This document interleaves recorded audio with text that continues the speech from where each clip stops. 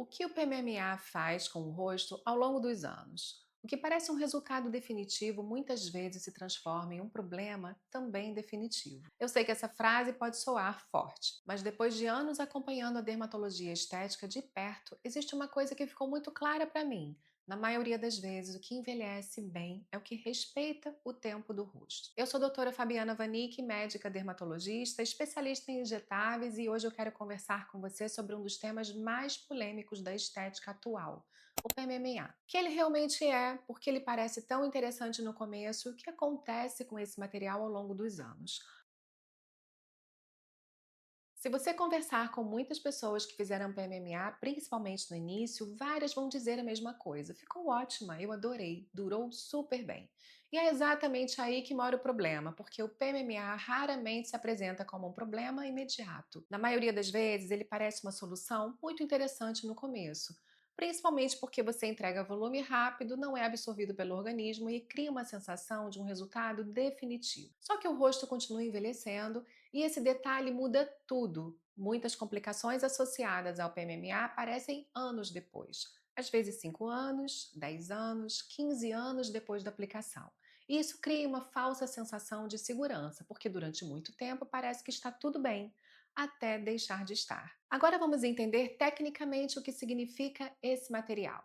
PMMA significa polimetilmetacrilato. Na prática, estamos falando de microsferas permanentes que são injetadas no tecido da pele.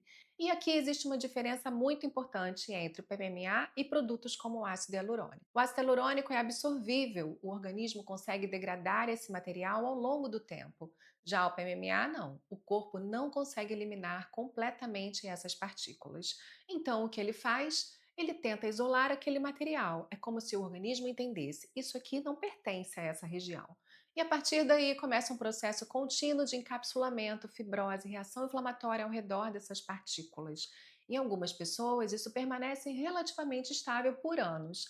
Em outras, o organismo reage de forma muito mais intensa. E é aí que começam problemas como granulomas, endurecimento, inflamação crônica, irregularidades, migração, dor e deformidades. Esse talvez seja um dos pontos mais importantes de todo esse vídeo, porque o problema do PMA não é só da rejeição. O grande problema é que o rosto é dinâmico. Seu rosto muda o tempo inteiro ao longo da vida. Você perde gordura facial, perde sustentação óssea, muda a posição dos compartimentos de gordura, perde colágeno, elasticidade e o vetor da face muda. O envelhecimento é um processo de transformação constante, mas o PMMA continua parado ali. E aí começa um conflito entre o rosto que muda e o material permanente que não acompanha essa transformação. E é por isso que muitos resultados podem até parecer bons no início, mas envelhecem mal. O rosto perde leveza, perde naturalidade, os tecidos ficam mais pesados, mais endurecidos, mais artificiais.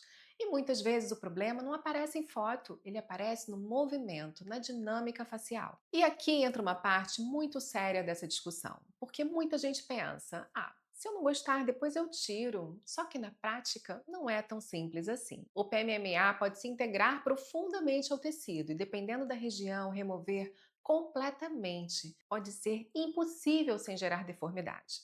Existem casos que existem cirurgias muito complexas. Casos em que o tecido fica extremamente fibrosado. Casos em que, mesmo retirando parte do material, o processo inflamatório continua porque ele não sai completamente. Então, quando falamos de PMMA, estamos falando de uma decisão que pode impactar o rosto por décadas, por toda a vida. E isso precisa ser entendido com muita clareza de qualquer procedimento. Essa também é uma pergunta muito importante, porque se os riscos existem, por que ainda vemos PMMA sendo utilizado? Primeiro, custo. Muitas vezes ele aparece como uma alternativa mais barata em comparação a tratamentos modernos feitos de forma progressiva. Segundo, uma promessa de permanência. Existe um apelo muito forte nessa ideia de fazer uma vez e durar para sempre. Só que na estética não funciona assim. Na dermatologia, definitivo nem sempre é vantagem, porque um rosto bonito não depende só de volume, depende de adaptação ao envelhecimento. E hoje a estética caminha justamente na direção oposta. Menos excesso, menos peso, menos artificialidade artificialidade, mais naturalidade, mais manejo contínuo no envelhecimento. E existem áreas do corpo onde o PMMA se torna ainda mais preocupante. O rosto é uma delas, porque a face possui uma vascularização extremamente complexa. Temos artérias importantes, vasos superficiais, nervos, músculos, compartimentos de gordura e diferentes planos anatômicos extremamente delicados e interligados. Qualquer erro de profundidade ou posicionamento pode gerar complicações muito sérias. E quando falamos de materiais permanentes, o impacto disso pode ser ainda maior. Além do rosto, outra região muito associada a complicações é o glúteo. E aqui os riscos não são apenas estéticos. Estamos falando de possibilidade de inflamação crônica, necrose, infecção, embolização e comprometimento do tecido.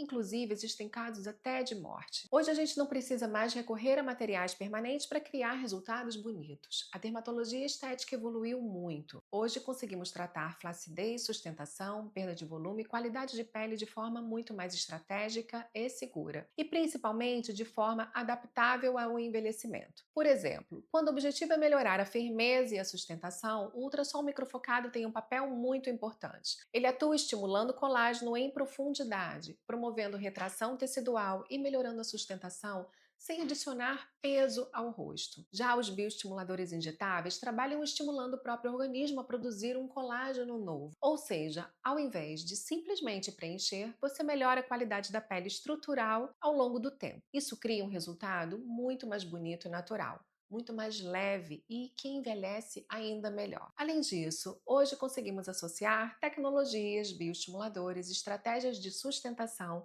e pequenas reposições de volume de forma muito mais inteligente, sem precisar transformar o rosto e sem precisar recorrer a exageros. Se você observar a estética moderna no mundo inteiro, existe uma mudança muito clara acontecendo. Cada vez menos volume excessivo, cada vez menos resultados pesados e cada vez mais foco em qualidade de pele, sustentação e naturalidade. Porque o rosto bonito não é um rosto que parece preenchido, é um rosto que parece saudável, descansado, leve e harmônico. E isso dificilmente vem de soluções permanentes. Na prática, os melhores resultados são aqueles construídos ao longo do tempo, com estratégia, com segurança, com respeito à anatomia, ao envelhecimento natural do rosto, naquele momento. Na estética, um resultado imediato pode até impressionar, mas o que realmente importa é como aquele rosto vai estar daqui a 10 anos.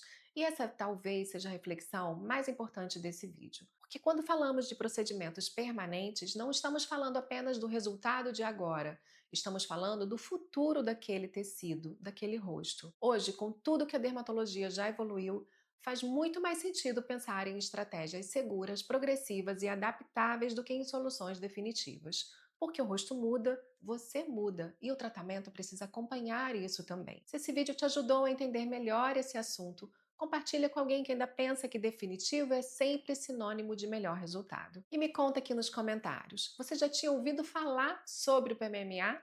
Sobre os riscos dele? Ou ainda tinha uma versão diferente sobre esse material, que agora, felizmente, está proibido para o uso médico?